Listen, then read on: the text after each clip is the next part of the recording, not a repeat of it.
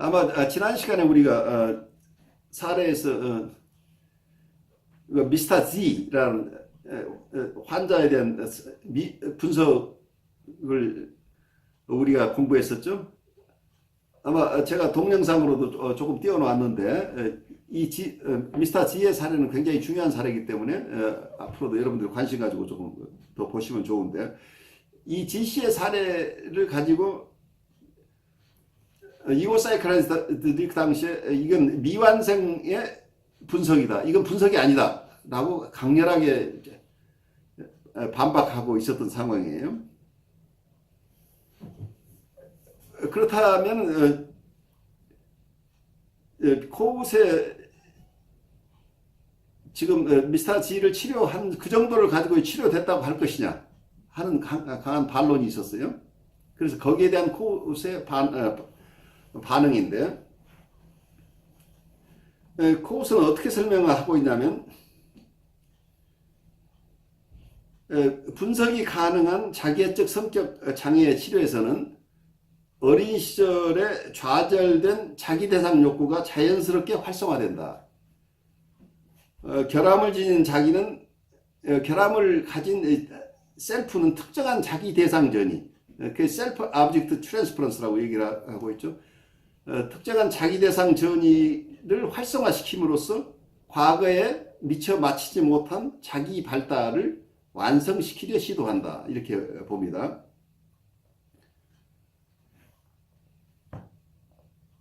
이때 이런 전이의 활성화는, 여기에 전이의 활성화가 일어나지만 또 거기엔 고전적 정신분석에서 마찬가지로 어떤 이때 저항이 나타나기 때문에 해석을 통해서 도와줘야 된다는 그런 기술적인 얘기를 함께 하면서, 여기에 자기의 결함이라고 하는 건, 자기의 결함은 변형적 내재화와 자기 대상 전이의 극복 과정을 통해서 수정된다. 그래서 자기의 결함을 수정돼 나가는 과정이 치료 과정인데, 자기 대상 전이라고 하는 것, 그 나르시스틱 트랜스퍼런스 말을 나중에 코웃은 셀프 오브젝트 트랜스퍼런스라는 용어로 또 바꿔요. 그래서 이런 셀프 오브젝트 트랜스퍼런스 혹은 자기애적 자기 대상 전이가 활성화하는 것은, 이건 발달을 완성시키려고 하는 시도라고 하는 부분이 발달 심리적 측면을 강조하고 있어요. 그래서 어떤 우리가 지난 시간에 얘기했던 어떤 반복 충동이라는 개념보다는 여기서는 발달 심리적인 측면에서 이런 자기애적 환자들을 이해해야 된다고 하는 견해가 이 속에 들어가 있습니다. 그래서 그러면 이 환자를 어디까지 치료할 것인가 하는 이슈가 나오죠. 이고 사이코아나리스트 입장에서는 어떤 깊은 해석이라고 하는 건 무의식적인 해석, 발생학적 해석을 통해서 어린 시절에 어떤 심리적인 구조가 현재의 이 사람의 신경적인 영향을 미치고 있는지, 이걸 하나하나 샅샅이 해석해내서 모든 것이 다 해석되어야 치료가 끝난다고 보는 이런 완전한 해석을 주장하는 어떤 이고 사이코아나리스트의 주장의 입장에서 본다면 미스터 G의 분석 사례는 아직 미완성의, 아직 다 분석되지 않은 사례라고 보고 있는데, 코웃은 이건 이미 더 이상 치료할 이유가 없는 사례라고, 완결된 사례라고 주장을 하려면 그 이론적인 기반이 있어야 되는데, 그 이론적인 기반을 어떻게 코웃은 얘기하고 있냐면, 우리가 헬스라고 하는 것, 우리의 정신건강이라는 게 무엇인가, 정신건강의 데피니션부터 정의를 다시 내려야 될 상황이 된 거죠. 그래서 코웃이 얘기하는 정신건강의 정의는 셀프의 목표와 분석 과정에서 얻을 수 있는 최적의 결과는 타고난 기술과 재능의 잠재력을 실현할 수 있는 비방어적이며 온전한 자기를 확립하는 것이라고 주장했어요. 그래서 온전한 자기의 확립은 창조적이고 충실한 삶으로 인도한다 이렇게 얘기를 하고 있는데 여기에서 지금 주장하고 있는 것은 비방어적이라는 거예요. 비방어적이고 온전한 자기라고 하는 개념이 여기서 자기라는 게 이 셀프는 여러분들이 지금까지 공부한 여러 가지 것을 동원해서 이 코우스의 얘기를 잘 이해해 본다면 타고난 기술과 재능의 잠재를 휴먼 포텐셜이죠. 휴먼 포텐셜을 실현시킨다. 셀프 리얼라이제이션이라고 하는 개념이 이 속에 들어가 있죠. 그래서 이 셀프 리얼라이제이션이라는 개념은 우리가 캐런 호나이가 봤던 트루 셀프, 리얼 셀프, 위니카시 봤던 트루 셀프 이런 개념들이 이 속에 들어가 있는 거죠. 그러니까 자기의 타고난 기술과 재능의 잠재력을 실현시킨다고 하는 게 트루 셀프 내지는 리얼 셀프를 리얼라이제이션 시키도록 실현할 수 있는, 그러려면 우선 셀프 자체가 비방어적이다. 난 디펜시브하고 온전한 자기. 온전한 자기라는 표현 속에서는 원래의 자기죠. 이게 리얼 셀프나 트루 셀프라는 얘기죠. 그래서 트루 셀프를 확립하는 과정이라고 봤다는, 리얼 셀프를 확립하는 과정, 우선 자기가 바로 서면은 된다는 얘기죠. 그래서 이 셀프를 회복해내는 두 번째 책의 제목이 레스토레이션이라는 제목을 썼었죠. 셀프의 회복이라고 하는 것. 처음에 첫 번째 저작은 셀프의 분석이었죠. 두 번째 저작이 셀프의 회복이죠. 두 번째, 그리고 세 번째 사후에 나온 책 이름이 어떻게 분석이 치료를 가져오는가 하는 이런 책으로 이어지는데, 그래서 코우시 자기가 치료했던 미스터 Z의 사례는 치료가 이고 사이클로지 입장에서 본다면 치료가 완성되지 않았음에도 불구하고 분석 작업에 종결이 가능하다고 제안했다. 왜 그러면 이고 사이클로지 입장에서는 아직 미완성의 상황인데도 치료를 종결시킬 수 있느냐라고 하는 것에 대해서 코우시 여러 가지로 설명을 하고 있는데, 어쩌면 아까 얘기한 자기 트루 셀프나 리얼 셀프가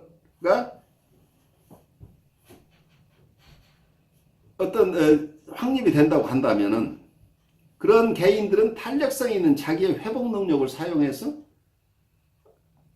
또 다른 잠재적 자기 대상, 그래서 자기한테 있는 탄력성이 아까 트루 셀프가 확립된다, 자기의 리얼 셀프가 확립된다면 이 자기의 참자기가 활용한 어느 정도 확립이 되고 나면 그 사람 이 참자기 안에 회복 능력이 있다는 거죠. 탄력성이 있게 되니까. 그러면 원인 대상하고 다른 잠재적인 자기 대상, 어머니가 만약에 실패를 했다고 한다면 참자기 보통 그러니까 아이가 자라오는 과정 속에서도 트루 셀프가 완전히 아이가 어떤 면에서 아직은 트루 셀프나 리얼 셀프를 가지고 있다고 한다면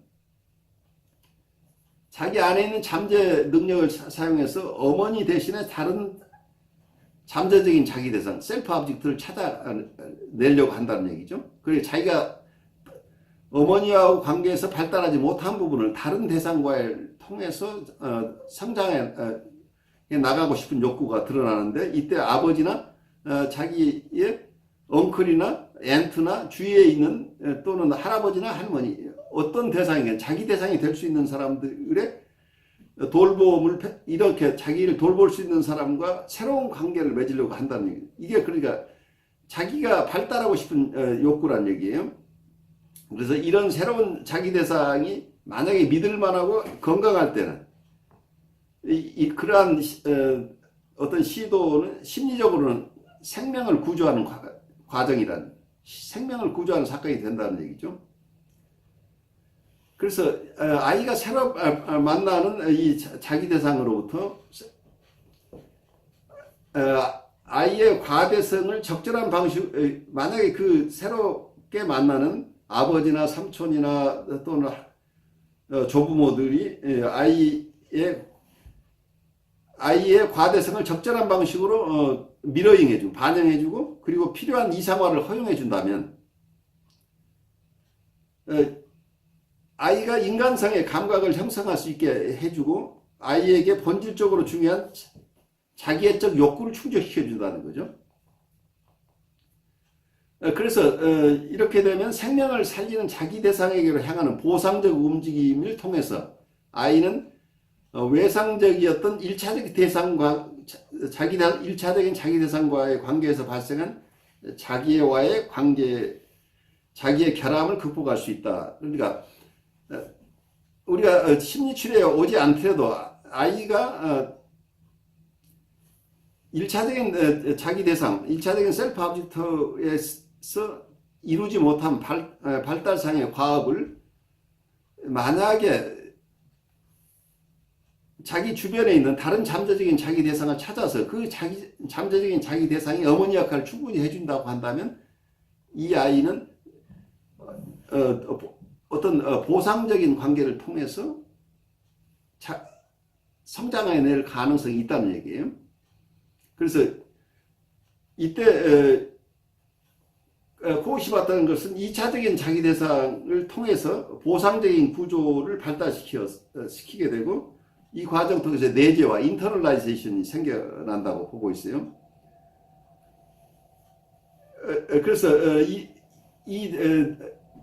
2차적인 대상과의 관계에서는 발생하는 구조는 실패한 1차적인 자기 대상과의 경험으로 야기된 결함을 보상하는 구조를 가진다. 그래서 보상하는 구조가 충분하게 갖추어지는 게 굉장히 중요하다고 보는 거죠. 치료에 오지 않고도 건강하게 살아내는 사람들이요. 그래서 자기 어머니하고 관계에서 실패한 사람들도 아버지가 적절하게 반응을 해주거나 또 다른 자기 대상들이 충분하게 반응해주면 건강을 회복할 수 있다는 거죠. 그래서 아이가 충분하게 자기애적 욕구가 충족됨으로써 초기에 겪었던 외상적인 자기의 결함을 극복해낼 수 있어서 발달이 가능하다는데 문제는 우리가 임상에서 만나는 분들은 자기애적 성격 장애를 가졌거나 자기애적 행동 장애를 가지는 분들은 이미 이러한 시도가 이미 실패한 사람이라는 얘기죠.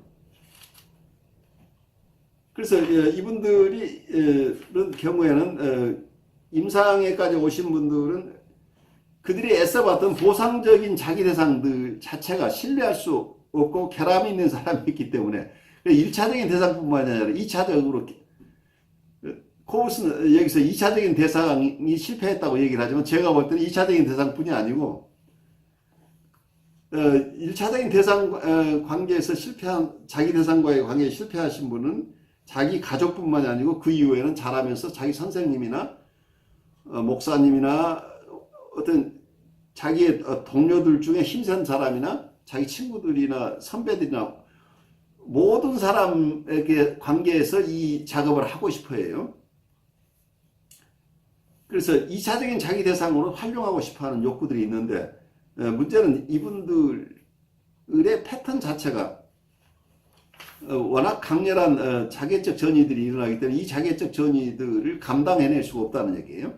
자기애적 전이라고 하는 것은 초기에 자기의 거대 자기를 수용해주고 이상화된 자기가 돼달라고 하는 거죠. 그래서 이상화된 대상이라고 하는 것은 아이가 원하는 것을 다 만족시켜 줄 수 있는 대상이 돼야 되니까 누구도 이 욕구를 만족시켜 줄 수 없었다는 거죠. 그래서 코우시 얘기하는 어쩌면 2차적인 자기 대상뿐만이 아니고 제가 볼 때는 끊임없이 이 사람들이 반복해왔던 대상 관계 속에서 자기 가족 관계를 넘어서 이 내담자가 끊임없이 반복해왔던 대상 관계 속에서 추구했지만 거의 모두가 실패한 거죠. 그러니까 아까 코우시 애써 자기를 방어하려고 했던 자기 회복에서 두 번째 저서에서 우리가 인용했던 미스터 G 사례에서도 이제 그런 그 미스터 G 사례에서 나오는 것은 자신에게 도움이 되지 않은 어머니로부터 자기가 벗어났지만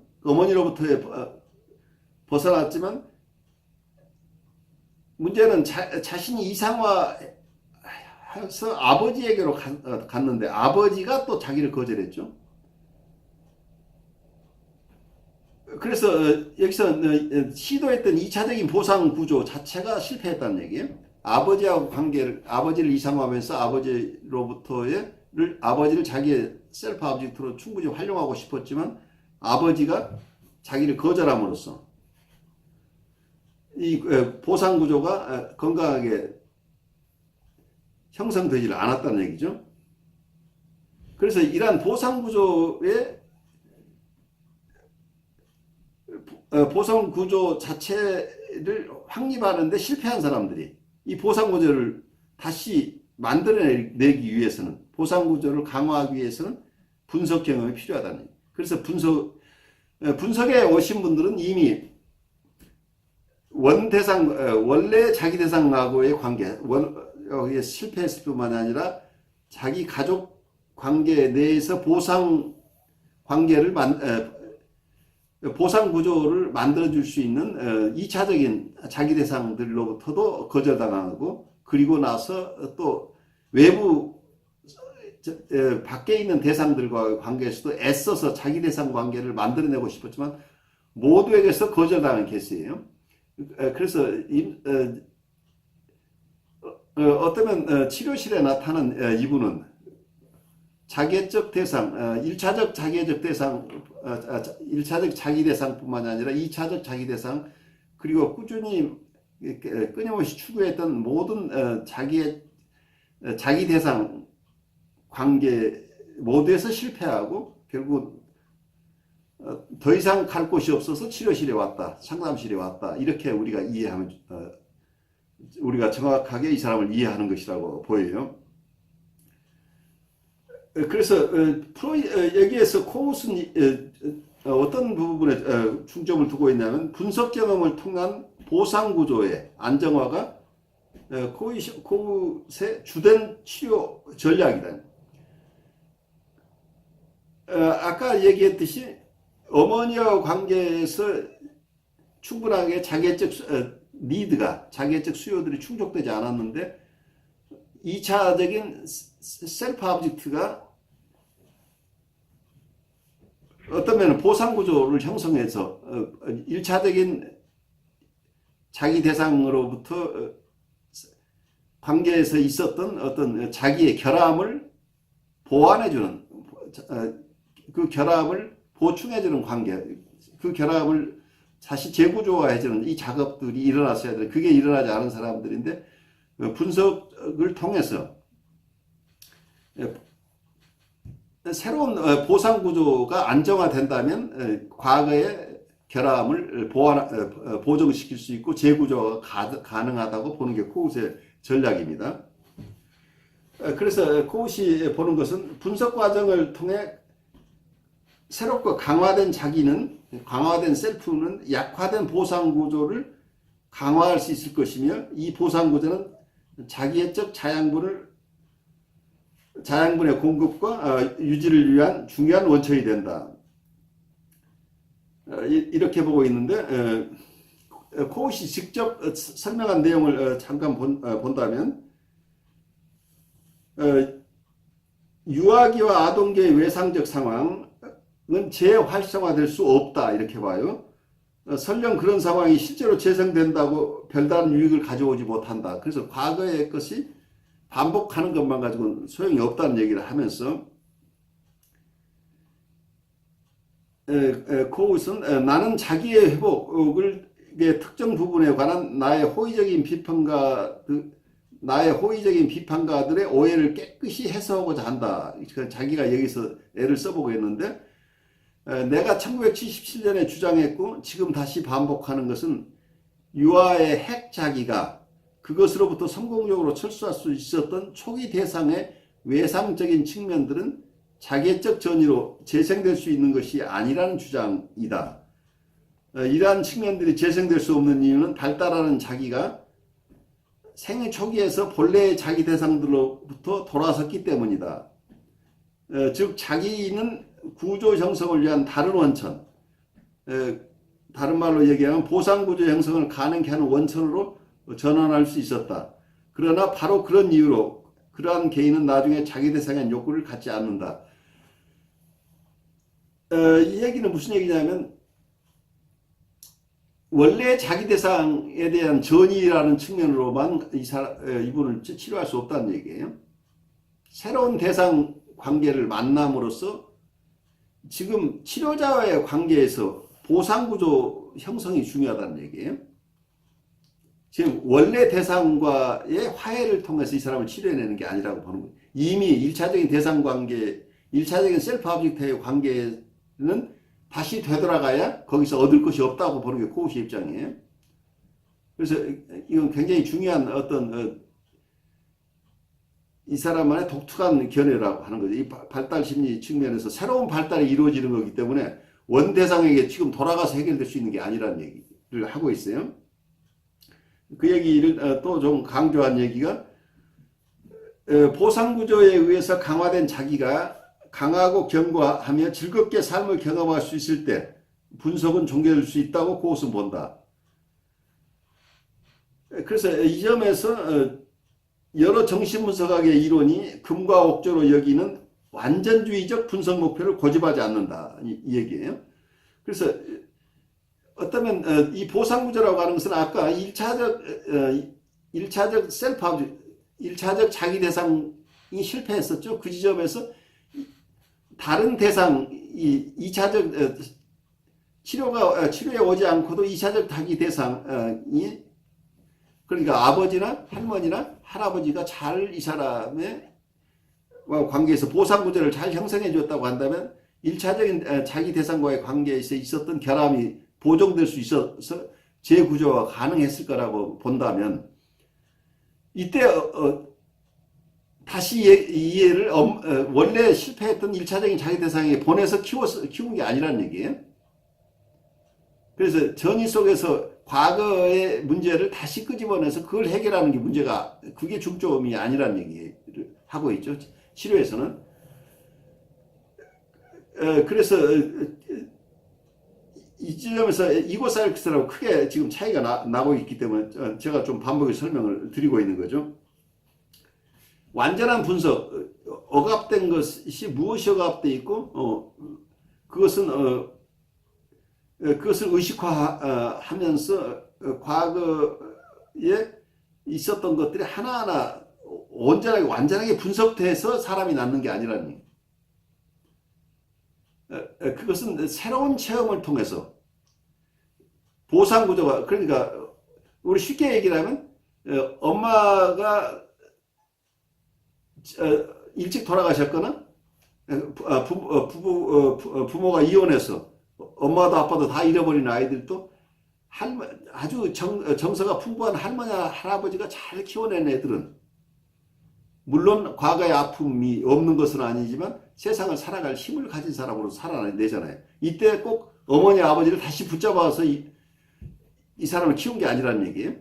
마찬가지로 그러니까 새로운 보상구조를 형성할 수 있다고 한다면 치료자의 관계에서 보상구조가 충분하게 형성이 된다면 이 사람은 과거의 것이 다 분석이 되지 않아도 완쾌된 사람을 볼 수 있다. 이 사람은 세상에 그래서 자기의 이고가 강화된다고 한다면 이고 강화는 저는 코우스의 견해를 결국은 트루 셀프를 살아낼 힘을 가진 자라고 봐요.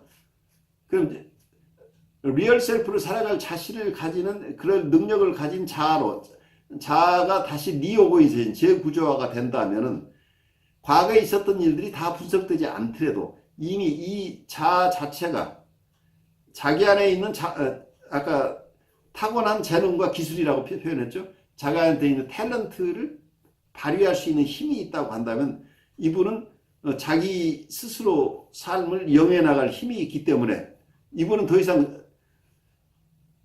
과거에 있었던 일을 지금 다시 전일 속에서 다 속속이 경험하고 그걸 분석하고 하는 작업이 일어나지 않더라도 치료를 종결할 수 있다고 보는 견해는 혁신적인 견해라는 얘기예요. 이 부분에서 큰 차이가 나죠.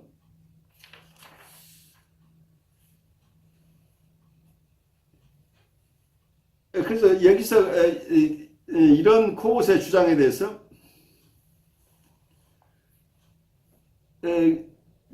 코웃의 비판자들은 코웃 자체가 자기의 기능적 재활을 강조한 것으로 오해했다. 더 펑셔널 리허빌테이션이라고 봤는데 너무 피상적으로 봤다고 이 저자는 주장을 하고 있죠. 코웃은 그렇게 코웃 자체가 그렇게 피상적인 게 아니고 치료에 대한 충분한 통찰과 철학을 가진 사람이었다고 얘기를 하고 있어요. 이게 어떤 면은 제가 여러분들에게 이 코웃을 공부하고 있는 이유 중에 하나가 코웃의 이 건강에 대한 개념이에요. 무엇이 건강인가 하는 것들이죠. 여기서 궁극적으로는 자기가 가지고 있는 휴먼 포텐셜을 살아낼 수 있는 능력을 가진 자아를 만들어준다고 하는 개념은 어때요? 전통적인 이고 사이클리스트하고 좀 다른 개념이죠. 이게 제가 보는 어떠면 혁신 라이프 코칭이라고 하는 개념을 제가 코웃 한 사람이 아니고 여러 사람에게 받아왔지만 코웃의 견해가 그걸 더 지지해주는 하나의 견해이죠. 결국 우리 휴먼 포텐셜을 살아낼 수 있는 자아가 된다고 하는 것 자체가 중요하다는 얘기예요. 과거에 상처받은 부분 하나하나 속속들이 파헤치는 것도 도움이 되지만 그것만 가지고 되는 게 아니고 그보다 더 중요한 것은 이 자아 자체가 강화돼서 자아의 응집력이 생겨서 자기의 휴먼 포텐셜을 살아낼 그런 힘을 가진 자아가 되느냐. 만약에 그 자아가 이런 온전한 자아로 그렇게 자기의 잠재력을 충분하게 발휘할 자아가 확립이 된다고 한다면 이미 이 사람은 세상을 살아낼 힘이 있다. 그래서 행복하게 살아갈 수 있는 그런 자아 상태가 됐다고 보는 거죠.